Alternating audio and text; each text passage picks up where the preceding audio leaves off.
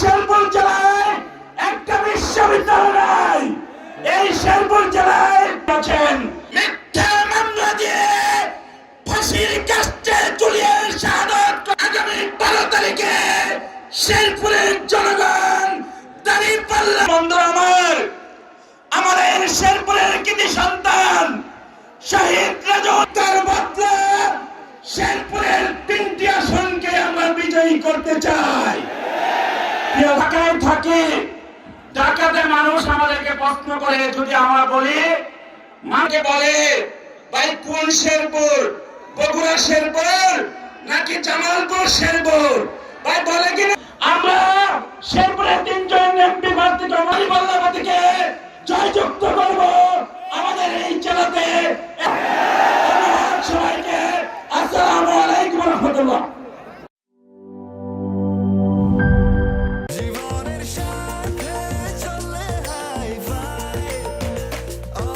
স্বাস্থ্যকর all time, সব সময় অল টাইম হেলদি লাইফ।